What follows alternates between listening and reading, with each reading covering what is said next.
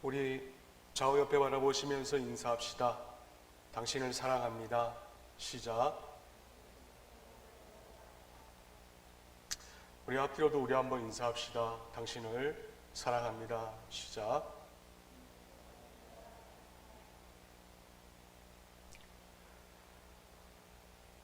오늘 우리는 요한일서를 계속 살펴봅니다.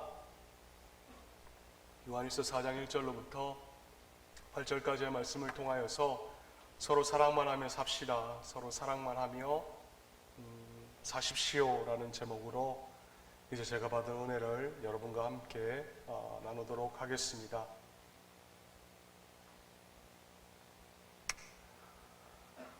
우리 예수를 믿을 때에 우리에게 엄청난 일이 발생합니다. 생명이 바뀌는 것이지요. 저는 이 사실을 묵상할 때마다 저희 집에서 생활하고 있는 저희 집 막내 은빈이가 생각이 납니다. 가끔 한 번씩 이제 아이들을 데리고 사나이들끼리만 시간을 보내러 가는 곳이 있습니다. 아내가 이제 식탁 위에 올려놓은 음식 가운데에 우리는 손에 잡히는 대로 먹을거리를 챙겨 들고 낙동강에 갔다 옵니다. 그리고 같이 이렇게 지내다가 사택에 돌아오는 것이 전부입니다. 또 어떤 때는 바로 화장실에 데리고 들어가서 두 녀석들을 이렇게 세워놓고 한꺼번에 샤워를 시킬 때도 있습니다. 한 번은 은빈이를 시키고 이제 방으로 데리고 들어가서 옷을 입히는데 저녁에 초인종이 울렸습니다. 순간 녀석은 밑도리만 입은 채로 용수철처럼 대문 쪽으로 향하여서 튀어나가며 말합니다. 아빠, 내가 나갈게. 물론 허락하지 않았습니다. 안 돼. 옷도 다 안 입었잖아. 현관문 열어주면 아직 안 돼. 그럼 아이는 응 알았어 하면서 안방으로 다시 들어갑니다. 문을 열어보았더니 다른 교회 교인이 도라지청을 가지고 오셔서 지금까지 감사합니다 라는 그 인사와 함께 저에게 전달해 주십니다. 그리고 병을 받는 순간 말허리가 끊어지면서 그분이 갑자기 웃기 시작을 하는 것이에요. 얼굴만 봐도 무슨 일이 벌어졌는지 이제 짐작하고도 남았습니다. 그래서 얼른 고개를 돌아보니까는 막내가 티셔츠만 입고 저희를 향하여서 뒤로 돌아선 채 짱구의 엉덩이 춤을 추고 있었던 것이었습니다. 집에 들어오는 것이 어렵다고 생각한 그 남의 교인은 미소 띈 얼굴로 인사를 하고 돌아섰습니다. 이런 순간들을 제가 참 맞이할 때면은 저는 이 아이의 아빠라는 게 참 마음속으로 뿌듯할 때가 있습니다.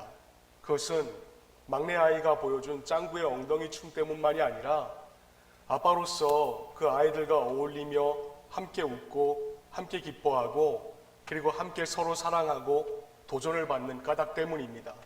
분명한 것은 이 아이가 있음으로 인하여서 우리 부부에게 주는 즐거움은 큰 선물입니다. 이런 부모의 심정을 알기에 요한일서 3장 1절 말씀에 보시면은 보라 아버지께서 어떠한 사랑을 우리에게 베푸사 하나님의 자녀라 일컬음을 받게 하셨는가 라고 하였습니다. 요한은 예수님께서 아버지 하나님이 자녀들을 용서하시고 그리고 아버지 하나님이 자녀들의 일상의 삶 가운데 필요함을 채워주시고 또 인도해 주시고 보호해 주시고 하루 살아가게 하여 주시고 때때로 우리를 위로해 주시고 지도하시고 깨끗하게 하시고 훈육하시고 아낌없이 베푸시고 손짓대 부르시고 유업을 약속하신다는 사실을 깨달아 알라고 끊임없이 우리에게 가리키고 있습니다. 아니 주문하고 있어요. 분명한 것은 지극히 높고 광대하신 하나님은 그분의 아들과 그분의 딸들에게 이런 일을 하시면서 단 한순간도 귀찮게 여기지 않으신다라는 것입니다. 더러 저녁 침대 위에서 우리 아이들은 하루에 마침 기도를 두 아이들이 합니다. 그리고 하고 난 다음에 은빈아 사랑해 라고 말하면 녀석은 침대 위로 뛰어듭니다. 뛰어들어서 나도 사랑해 라고 화답을 하며 제 목을 껴안습니다. 그럼 둘째 아이도 하다못해 쿠키까지 침대로 달려옵니다. 그럴 때 저희 부부는 사실 그 저녁에 가장 행복함을 느끼게 됩니다. 어쩌면은 하나님의 심정도 그와 비슷할지 모를 것입니다. 근데 한 번은 꼬맹이가 깔깔거리다가 갑자기 웃음을 뚝 멈추더니 불쑥 이렇게 저에게 질문합니다. 아빠, 날 왜 사랑해? 왜 날 사랑해? 그럼 저희는 아들이니까 사랑하지 라면서 막힘없이 대꾸를 합니다. 하지만 그 말이 끝나기도 전에 아이는 녹음기처럼 똑같은 말을 되풀이합니다. 왜? 이런 질문을 들으면은 되게 뜸을 들일 수밖에 없습니다. 여러분, 멋진 질문 아닌가요? 세상에 허다한 아이들 가운데서 어쩌다 이 아이가 저희 부부의 아들이 될 수가 있었던가요? 여러분은 저보다도 과학적이지 않습니까? 여러분은 저보다도 이성적이고 여러분은 저보다도 합리적이라고 얘기를 하는 분들 아닙니까? 그러면은 이 질문에 아빠 왜 나를 사랑해? 라는 그 질문에 여러분은 얼마든지 저에게 답변할 수 있지 않을까요? 저는 그 밤에 어쩌면은 쓸데없는 질문하지 말고 빨리 자 라고 답변할 수 있었지만 이렇게 답변을 하였습니다. 우리가 널 원했거든. 우리가 은빈이 너에게 다가가서 은빈이의 엄마 아빠가 되기로 한 거지. 여러분, 사랑한다라고 말씀하시는 하나님의 음성을 들으시면은 숨이 턱하고 막힐 것 같지 않는가요? 수고했다. 아무개야. 내가 그동안 너와 늘 함께 있었단다. 내가 너를 태초부터 지명하여서 내가 너를 불렀고 세상의 그 어떤 사람들도 너를 외면하였지만은 난 항상 너의 곁에서 함께 있었단다. 여러분, 그런 질문을 답변을 들을 때에 우리는 이렇게밖에 물을 수밖에 없을 것입니다. 왜요? 아버지, 왜 하필 저를 택하셨나요? 그럼 예수님이 말씀하십니다. 너는 내 아들이니까. 너는 내 딸이니까. 우리는 도저히 납득할 수 없는 말씀에 같은 질문을 되풀이합니다. 왜요? 왜 어쩌다 저죠? 저보다도 다른 사람들도 많이 있잖아요. 저는 지금까지 다른 것에 관심을 두고 살았던 자인데 왜 아버지 저를 금쪽 같은 내 아이라고 부르시죠? 근데 그분의 답은 분명합니다. 요한일서 4장 4절 말씀에 보니까 자녀들아, 딱 그 한마디 하셨습니다. 오늘 저는 이 설교의 말씀을 통하여서 우리가 서로 사랑하기 위하여서 하나님께 사랑만 베풀기 위하며 또 이웃에게 사랑만 하기 위하여서 우리가 어떻게 살아야 되는가, 그 한 가지에 대해서만 여러분과 함께 말씀을 나누려고 합니다. 그 한 가지의 말씀은 하나님께서 여러분들에게 이미 말씀하셨습니다. 자녀들아, 너는 내 딸이란다. 너는 내 아들이란다. 우리가 예수를 영접하였습니다. 우리가 예수를 영접하는 순간 더 이상 우리는 세상에서의 난자가 아니라 하나님에게서 난자가 되었습니다. 이 사실을 믿는 것이 예수가 그리스도이라는 것을 믿는 것이고 예수님의 성육신을 믿는 것입니다. 사도 요한이 여러분 요한일서를 기록한 목적이 무엇인가요? 그것은 딱 하나, 자녀들의 일상의 삶 가운데 아무리 힘든 상황이 다가온다 할지라도 예수 믿는 자들에게, 즉 하나님을 아버지로 두고 있는 자들에게는 어떤 어려움이 있어도 충만한 기쁨이 넘칠 수밖에 없다는 것을 증거하기 위하여였습니다. 여러분, 당시 초대교인들은 주일이면은 사도들의 가르침을 듣고자 예루살렘 성전 뒤뜰에 모였습니다. 그리고 그 다음 날부터는 사도들의 가르침을 나누면서 이들은 서로 격려하였습니다. 서로 위로하였고 서로 사랑하였고, 그래서 예루살렘 안에 있는 그 성도들의 각 가정마다 흩어져 있던 자들이었습니다. 그래서 성경 사도행전 2장 46절로부터 47절까지의 말씀을 보시면 이와 같이 나와 있습니다. 우리 다 함께 한번 읽어봅시다. 시작.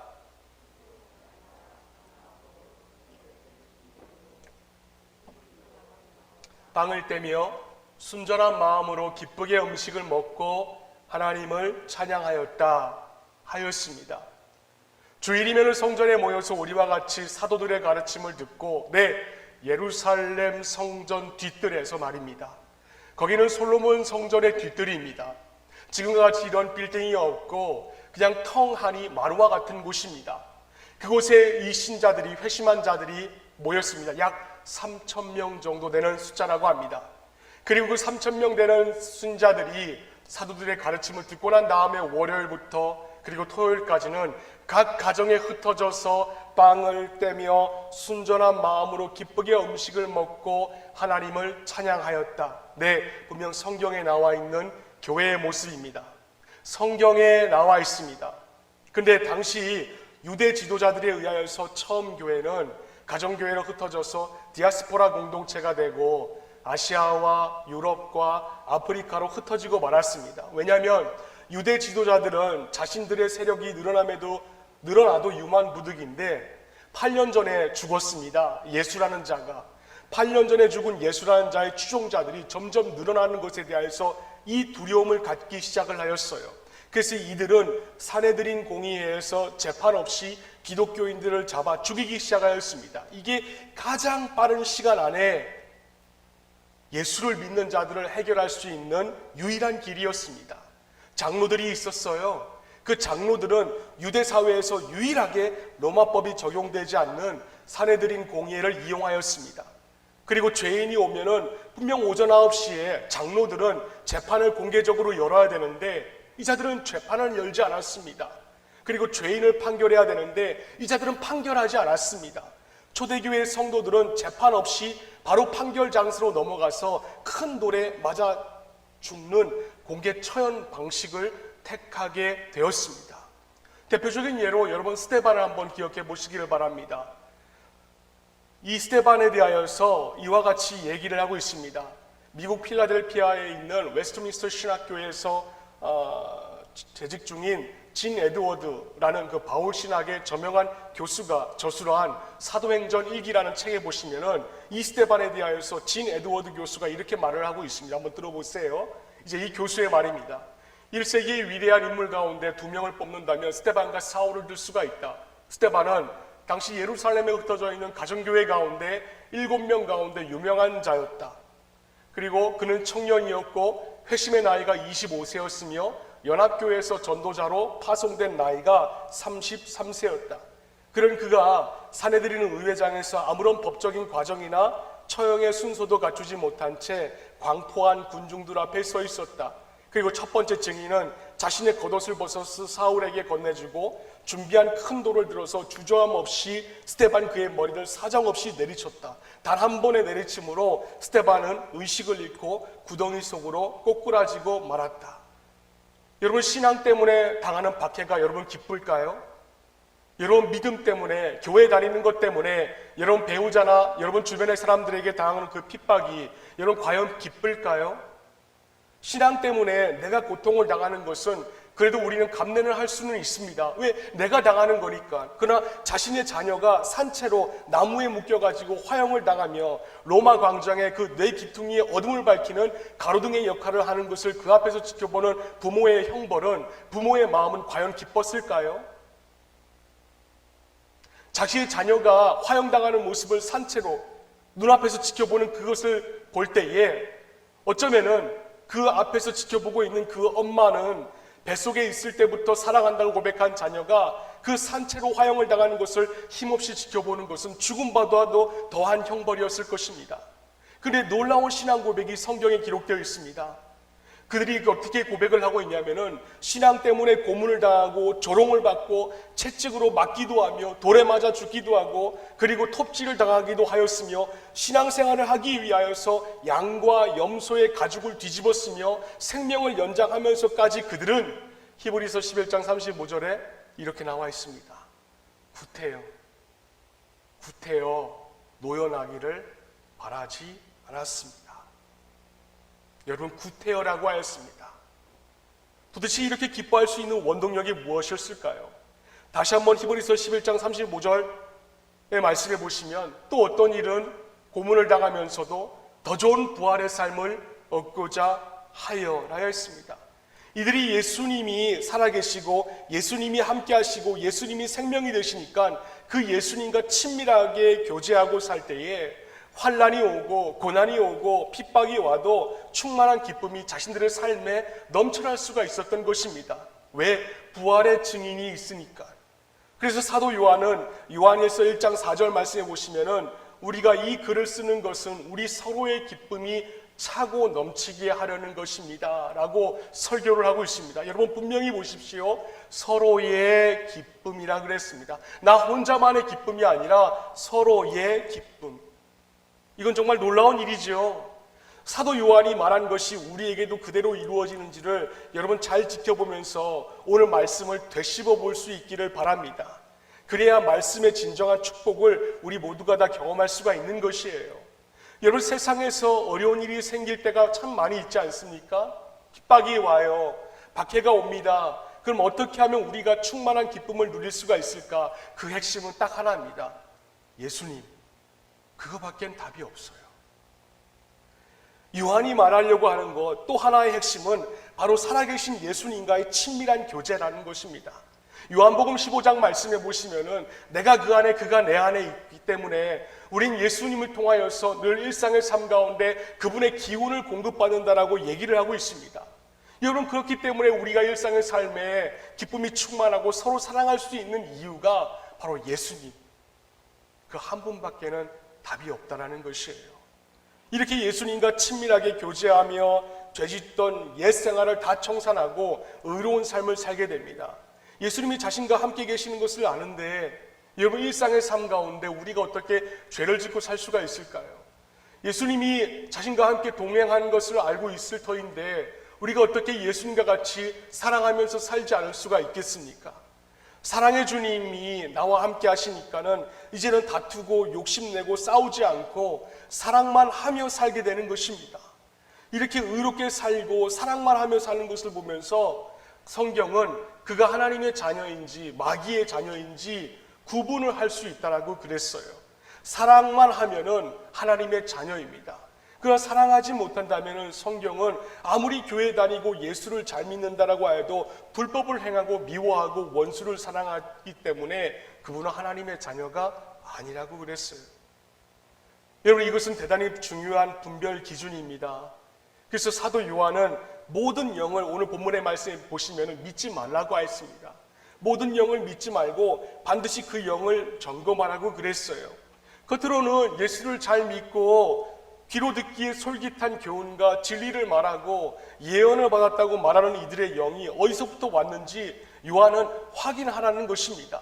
때문에 요한은 적그리스도가 교회에서부터 나왔다라고 말을 하고 있어요. 이단이나 타 종교가 아닌 같이 신앙생활하고 있는 교인 중에 적그리스도가 한 명이 있다라는 것입니다. 믿음이 좋은 사람인 줄 알았는데 나중에 보니까 그자가 그리스도인이 아니었다라는 것이에요. 여러분 부모가 자녀들을 바라보면서 즐거워하면 아이들 역시 엄마 아빠 안에서 즐거워합니다.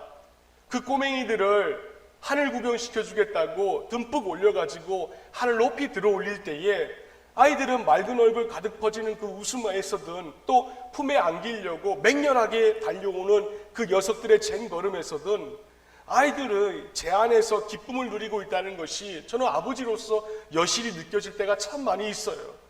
여러분 하나님과 여러분의 관계도 마찬가지입니다. 우리가 예수 안에 있다는 것은 여러분에게 하나님께서 쏟아부어 주신다는 그 관심이 그 안에 있다는 것이에요. 그렇다면 우리가 이 관심을 통하여서 여러분은 아버지 안에서 누리는 즐거움으로 기쁨이 넘치게 되지 않을까요? 서두에 잠깐 말씀드렸지만은 예수님은 우리의 행위의 변화만 요구하시지 않습니다. 예수님은 우리에게 내적인 변화를 통하여서 점차 예수님을 아버지를 닮아가게 하십니다. 그리고 그분의 자녀라면은 아버지의 말씀을 신뢰하며 그분의 사상을 남김없이 받아들입니다. 하지만 예수님은 여러분들에게 심정적으로 공감하는 차원에서만 머무르는 것이 아닙니다. 그것이 아니라 아버지를 신뢰하는 그 기쁨까지 누리라고 말씀을 하고 계십니다. 대구에 살 때 19층에 살 때의 일이었습니다. 제 아들 은빈이가 3살, 4살 됐을 밖에 안 됐을 때에 19층은 단추가 높이 있습니다. 그러면 그 아이가 저와 함께 엘리베이터를 탔어도 그 단추를 누르는 게 굉장히 어려워요. 아무리 까치발을 하고 그리고 아무리 손을 뽀아도 19층 단추가 손에 안 닿자 그만 그 아이는 엘리베이터 안에서 대성통곡을 하였습니다. 누가 볼까봐 가슴이 조마조마했어요. 혹시나 15층에서나 17층에서나 다른 사람이 타가지고 그 대성통곡하는 아이들을 바라볼 때에 부모가 그 아이를 때렸나? 라고 말할까봐 조마조마했습니다. 그때 제가 택한 방법은 그 뒤에서, 아이 뒤에서 그 아이를 번쩍 안아가지고 19층의 단추를 누르게 해주는 것이었습니다. 여러분, 하나님의 사랑이 여러분들에게 그와 같지 않을까요? 여러분이 하지 못하는 것이 있다면 여러분을 번쩍 들어가지고 아버지를 신뢰하는 그 위치까지 여러분을 올려드리는 그 방법을 말하는 것입니다. 그래서 하나님은 아버지로서 여러분들에게 바라는 것은 자녀가 기뻐하고 서로 사랑하는 삶이라는 것입니다. 여러분, 시편 68편 4절 말씀 다 함께 한번 읽어봅시다. 아버지의 마음이 현저하게 나와 있습니다. 한번 읽어볼까요? 시작.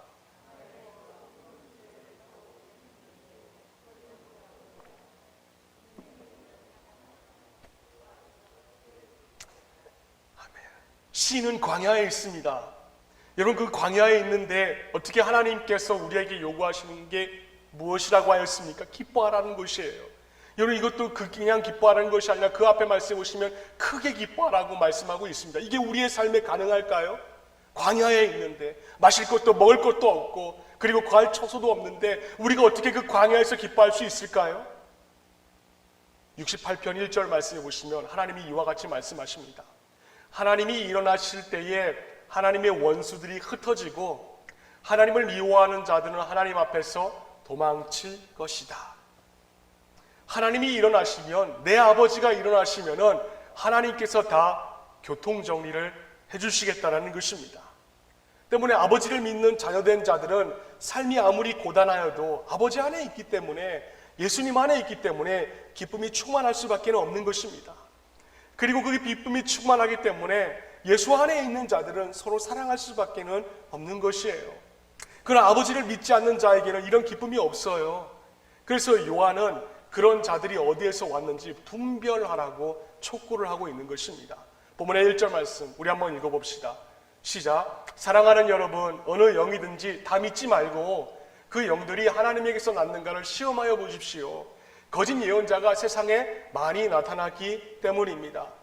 영을 분별하는 기준이 뭡니까? 그것은 예수님의 성육신을 믿느냐 안 믿느냐라는 것입니다.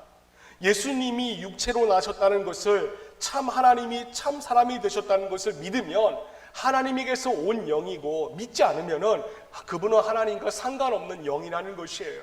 그래서 2절 말씀해 보시면은 여러분은 하나님의 영을 이것으로 알 수 있습니다. 곧 예수 그리스도께서 육신을 입고 오셨음을 시인하는 영은 다 하나님에게서 난 영입니다 라고 하였습니다. 예수님이 하나님이신데, 신이신데 육체를 입고 오셨다? 이 성육신에 대한 믿음의 여부가 우리의 신앙생활에 미치는 영향은 여러분 실로 엄청난 것이에요. 마귀는 우리가 예수님의 속죄의 복음을 알지 못하고 믿지 못하게 발악을 합니다. 내 지금도 그러고 있어요. 예수님의 속죄를 믿지 못하게 하는 그 키가 바로 예수 그리스도의 성육신입니다. 하나님이 사람이 되셨다는 것이 안 믿어지면은 여러분, 제 뒤에 붙어있는 저 십자가가 아무 의미도 없는 거예요. 예수님의 부활도 아무 의미도 없고 여러분의 구원도 의미도 없고 우리의 속죄함도 사라져버리게 되는 것입니다.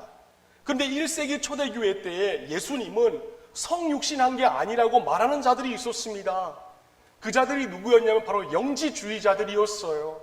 이들 때문에 교회 자체가 무너질 뻔했던 무서운 이단들이었습니다. 여러분, 이 영지주의자들은요, 말 그대로 그들은 영은 선하고 육체적인 것, 육신적인 것, 그리고 눈에 보이는 것은 다 악하다라고 주장하는 자들, 영지주의자들이었습니다. 이단이었어요.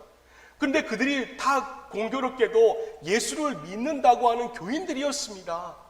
그런데도 그들은 예수님이 성육신한 것만큼은 믿지 않았어요. 그래서 육은 기대할 것이 없고 영은 반드시 구원받아야 된다고 하였습니다. 그래서 예수를 믿으면 구원받고 영원히 살지만 육신은 어떻게 살든 이 세상에서 죽으면 끝나는 거다. 그래서 우리의 몸도 갱신이 안 된다. 그렇게 주장을 했던 자들이었습니다. 여러분, 그런데 이 논리에 아주 큰 결점이 하나 있습니다. 그것은 하나님이 인간을 위하여 인간의 몸을 입고 이 땅에 오셨다라는 것이에요. 그래서 하나님은 거룩한 영이신데 어떻게 죄덩어리인 그 육신을 입고 이 땅에 오실 수가 있단 말인가? 그 결과 이들은 예수님을 그냥 소크라테스 가운데, 아테네 정치인 가운데 한 명, 또는 성인 가운데 한 명쯤으로 그냥 그렇게 생각을 해버리고 말았습니다. 그들에게 예수님은 한낱 우리와 같은 인간일 뿐이었어요. 하나님의 영이 예수라고 하는 한 사람을 택하여서 그 속에 들어간 것, 오케이, 그건 내가 인정하겠다. 하지만 예수님과 하나가 된 것은 아니라고 하였습니다. 인간 예수 속에는 하나님의 영도 있고 인간 예수도 있다라는 것이에요.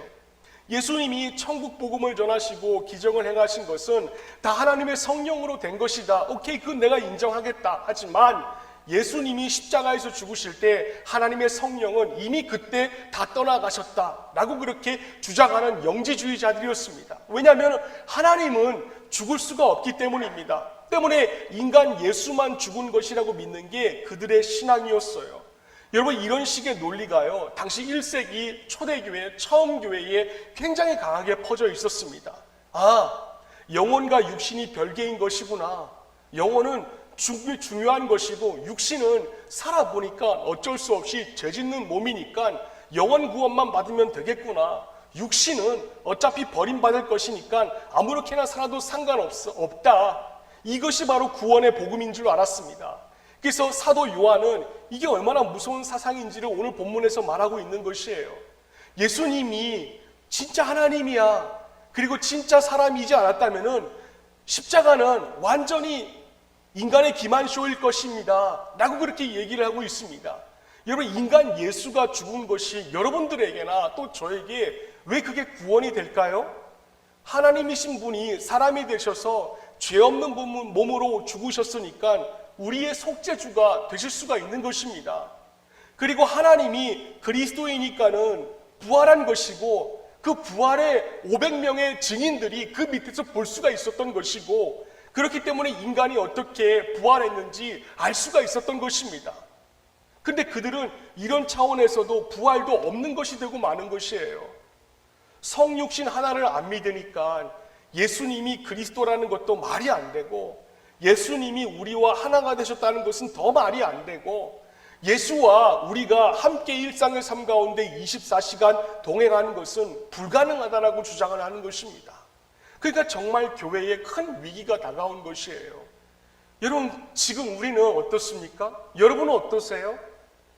여러분은 성육신에 대해서 다 믿지 않습니까? 또 예수님이 그리스도이라는 것을 믿는다라고 말하지 않습니까? 그런데 이게 문제예요.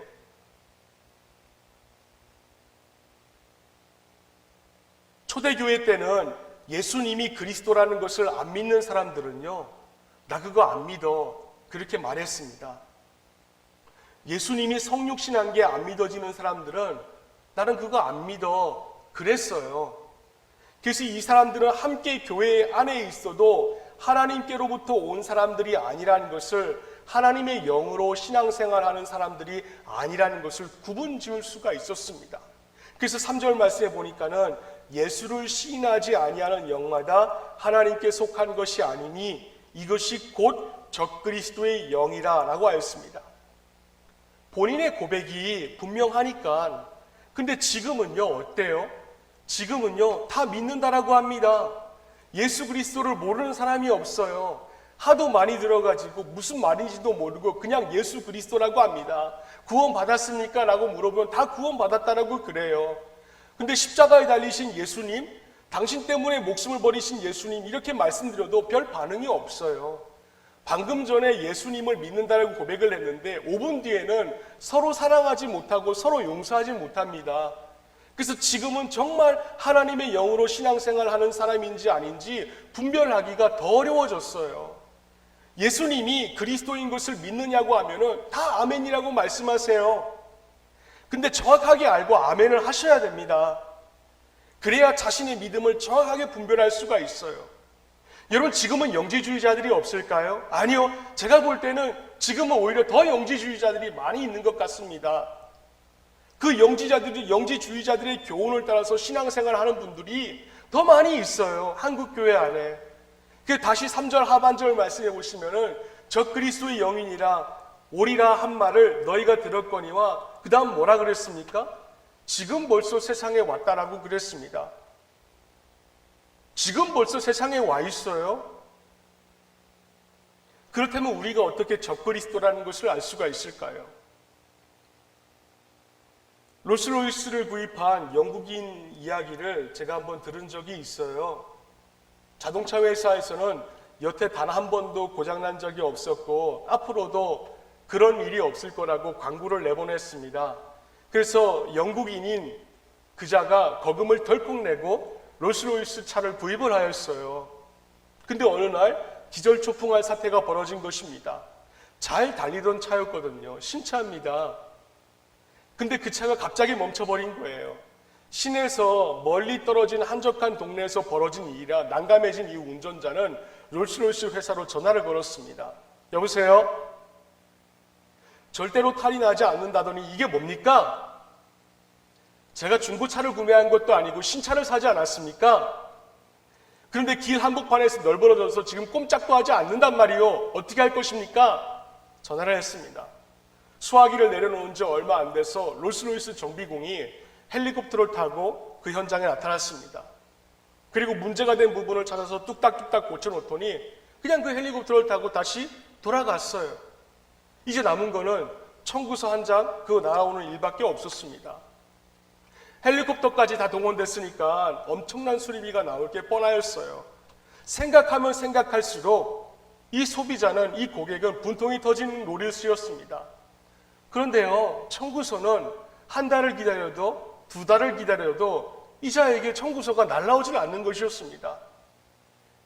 그래서 이자가 전화를 걸었어요. 롤스로이스사에. 수리비를 빨리 지급하고 불쾌한 기억을 말짱하게 잊어버리고 싶습니다.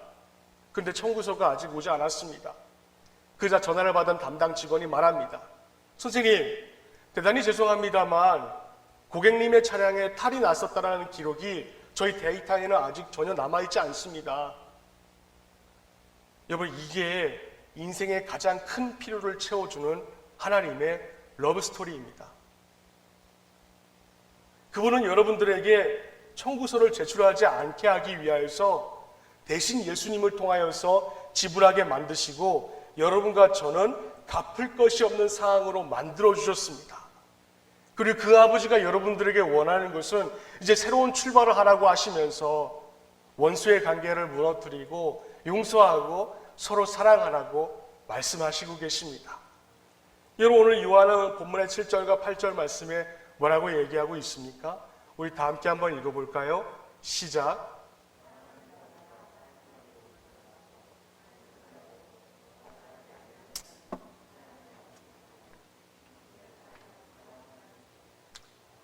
사랑하지 아니하는 자는 하나님을 알지 못하나니 이는 하나님은 사랑이시니라 라고 하였습니다. 안타까운 것은 이런 청구서가 지불이 안 되니까는 우리는 영적으로 무감각해집니다. 감사가 없어지죠. 감사가 없어지고 영지주의자들처럼 남을 향한 판단은 마치 비평론자처럼 날카롭게 비판합니다. 그러면서 혹이 누군가 물어보면은 오케이, 예수님은 성육신 하셨어, 그렇게 말을 합니다. 죄송하지만요, 이건 여기로만 알고 있어요. 머리로만 알고 있는 교리 지식이지 진짜 믿음은 아닙니다. 근데 우리는 젊은 시절부터 하도 많이 듣고 배워서 그렇게 믿어야 한다라고 하니까 그렇게 하는 줄로 알고 고백을 하는 것입니다. 그러고는 자신이 믿는 줄로 생각을 해요. 그러니까 더 혼란스러울 수밖에 없죠. 내가 예수님을 믿는 거야. 그런데 사대교회를 기억하시길 바랍니다. 네, 첫 교회의 사대교회 말입니다. 계시록 3장 1절 말씀에 보시면 하나님이 이와 같이 말씀하십니다. 내가 너의 행위를 아노니 내가 살았다 하는 이름은 가졌으나 죽은 자로다 라고 하였습니다. 여러분 주목하세요. 예수님은 그 죽은 교회, 사대교회를 향하여서 너 죽은 교회야, 그렇게 안 했습니다. 그렇게 칭하는 그 사대교회에 내가 네 행위를 보아서 너는 죽은 교회야, 너의 믿음의 의도를 봐서 너는 죽은 교회야, 그렇게 하지 않았습니다. 또 그분은 내가 너의 동기를 알고 있어, 내가 너의 의도를 알고 있어, 그렇게 하지 않았어요.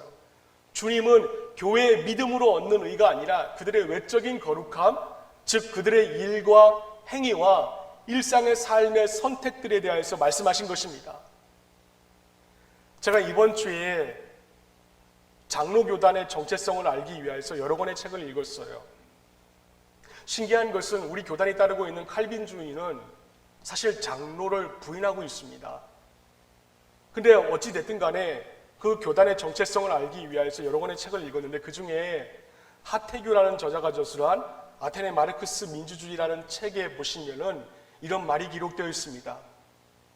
아테네의 민주정치는 로마 원로회와 현대 민주주의의 정치에 영향을 미쳤으며 그 민주주의의 근간은 국민의 의무로 시작이 되어서 국민의 책임으로 종결한다. 여러분, 아테네 민주정치가 장로교회 정치까지 영향을 미쳤다라고 합니다. 여러분, 그런데 이분이 얘기하고 있는 것이 뭐냐면은 의무를 다하는 자에게만 권리가 있고, 권리가 있다면은 선택할 수가 있고, 선택을 했다면은 그 부분에 대해서 책임이 있다라고 얘기를 하는 것입니다. 즉, 한 나라에 소속된 국민으로서 살기를 원한다면 오케이, 국민으로서 의무를 다해야 되고, 의무를 다할 때에 나라에 말할 수 있는 권한이 발생하고, 그럼 그 권한으로 선택할 수가 있고, 거기에는 반드시 책임이라는 것이 뒤따른다라는 것입니다. 근데 세상의 나라도 그런데 하늘나라에 대한 의무를 행하지도 않아요. 서로 사랑해라, 용서해라, 말 함부로 하지 마라. 그거 우리 의무거든요. 근데 그런 의무를 행하지도 않고 교회의 책임도 안 지려고 합니다. 선택은 하려고 그래요. 조금만 마음에 안 들면 우리 어떻습니까? 지가 언제부터 그렇게 했다고 잘났다. 그 생각을 갖기 쉽습니다. 그냥 놔두세요. 왜냐하면은 그냥 우리는 사랑만 하면 됩니다. 이런 모습은 로마에 있는 가정교회도 있었어요. 그래서 하나님은 바울을 통하여서 이렇게 말씀하십니다. 로마서 12장 20절 말씀. 우리 한번 읽어볼까요? 시작.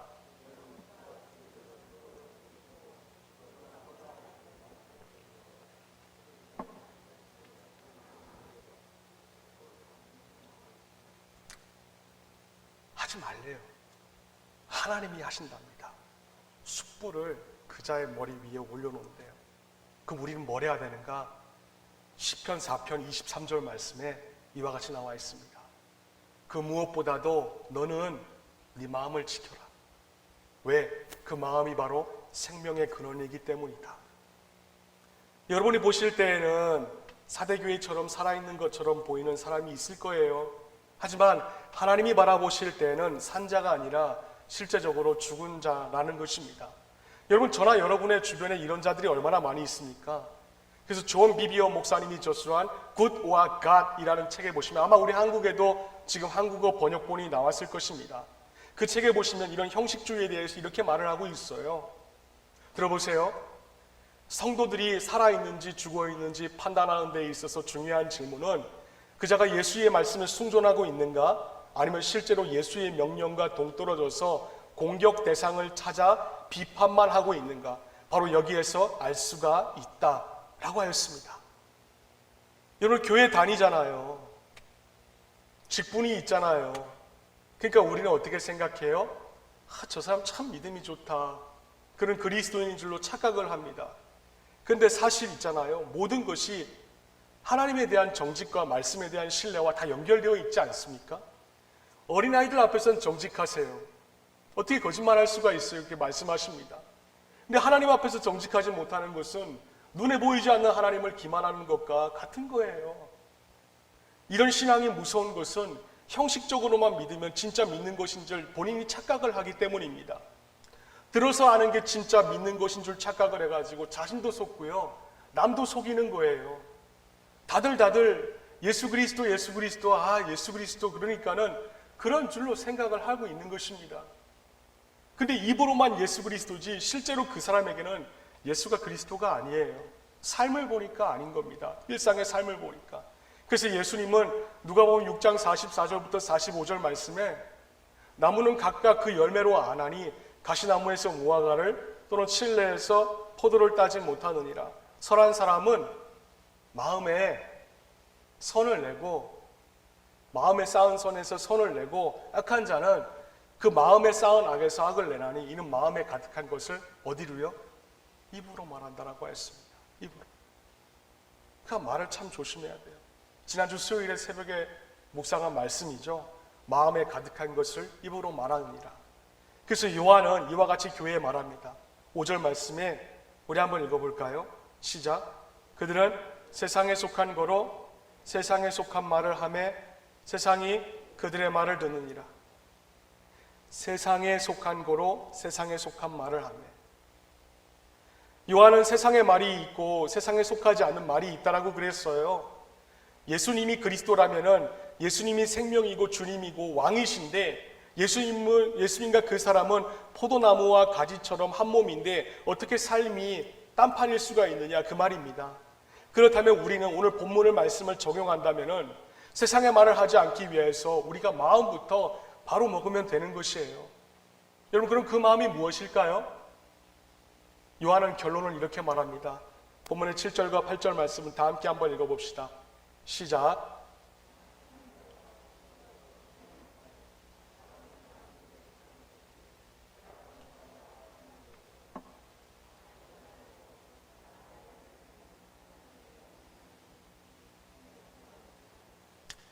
아멘. 서로 사랑만 하십시오. 용서하시고 격려해 주시고 미워하지 마시고 판단하지 마시고 서로 사랑만 하시기를 바랍니다. 하나님을 믿는 자는 서로 사랑만 하며 삽니다. 왜냐하면 하나님을 믿는 자는 일상의 삶 가운데 24시간 내내 하나님을 바라보면서 살기 때문에 그렇습니다. 그가 어디에 있든지 간에 드라이빙을 하든지 아니면은 가정에서 살든지 직장에 있든지 일을 하든지 간에 예수 그리스도와 함께 24시간 동행을 한다면은 세상에 속하지 아니하고 하나님께 속한 자이기 때문에 그렇습니다. 하나님에 속한 자는 그분의 마음이 담긴 말만 할 수가 있습니다. 그래서 이번 한 주간 여러분 살아가실 때에 하나님 안에서만 살아갈 수 있기를 바랍니다.